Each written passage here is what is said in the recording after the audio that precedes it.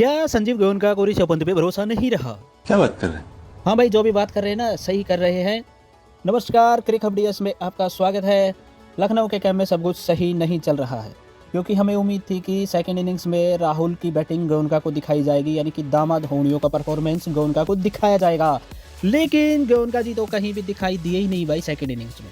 अगर आपने उनको कहीं पे देखा है सेकंड इनिंग्स मैच देखते हुए, अगर मैं गलत हूँ तो कमेंट बॉक्स में ज़रूर बताएं। और उसके बाद आप देखोगे तो ऋषभ पंत जनरली तौर पे 4 नंबर पे बैटिंग करते हैं, लेकिन उनको कल भेजा गया 6 नंबर पे। और आमतौर पे ये डिसीजन ऋषभ पंत का नहीं था, क्योंकि जब लास्ट के ओवर में आप देखोगे तो बडोनी और मिलर से भी बाउंड्रीज नहीं लग रही थी, यानी कि रन नहीं आ रहे थे। तो ऋषभ पंत काफ़ी निराश और एग्रेशन में उधर अपना बैट पैड से मार रहे थे, और वो दुखी थे कि मुझे क्यों नहीं भेजा गया।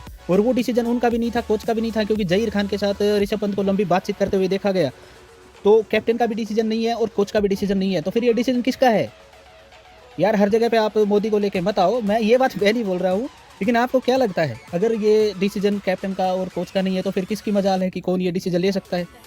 वाकई में अगर संजीव गोयनका ने ये डिसीजन लिया है तो ये डिसीजन उन पर बैकफायर कर गया है, क्योंकि जिनको उन्होंने पहले भेजा, जो बैट्समैन पंत से पहले आए, उन्होंने भी कुछ नहीं किया, और वो भी एक लो स्ट्राइक रेट के साथ रन करके गए, जिसकी वजह से लो स्कोर मैच रहा।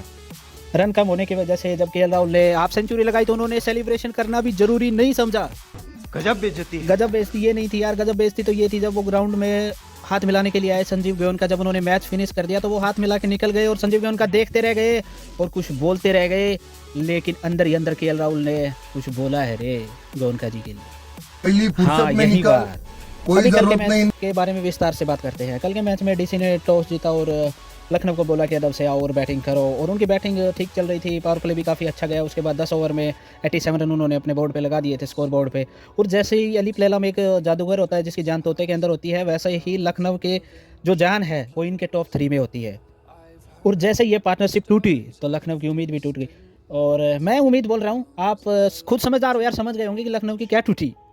इसके बाद आए पूरन, और पूरन पे जो लखनऊ इतना डिपेंड करती है कि उनका नाम बदल के पूरन सुपर जुवाइट कर देना चाहिए, वो भी कुछ खास नहीं कर पाए। पिछले 3 मैचों से वो फ्लॉप चल रहे हैं।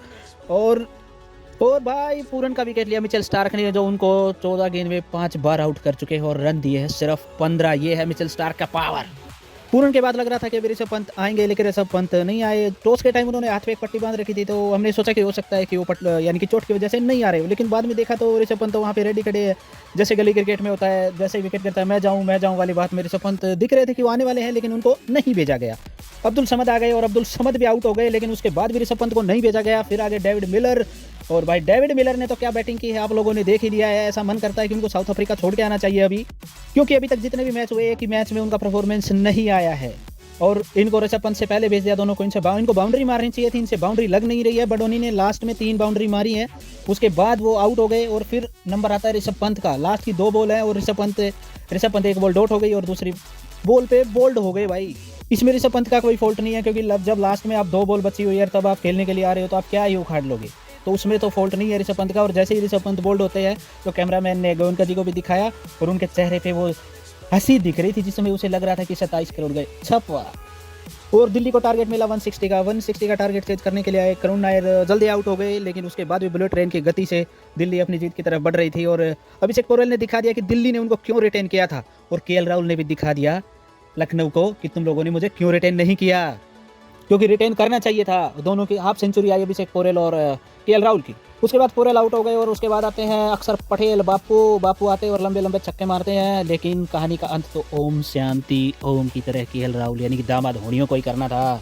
केएल राहुल ने अपनी हाफ सेंचुरी पूरी की, उसके बाद उसी के साथ उन्होंने 5000 रन भी पूरे किए आईपीएल में, और उसके बाद एक छक्का मार के मिड विकेट पे जीत दिला दी अपनी टीम को। और मैच फिनिश करके जा रहे थे, तभी गोयनका जी उनसे हाथ मिला रहे थे और कुछ बोल रहे थे कि राहुल इतनी जल्दी में थे कि उन्होंने सुना भी नहीं और देखा भी नहीं, और काफ़ी मसाला मिला। ये वीडियो आपने देखा भी होगा।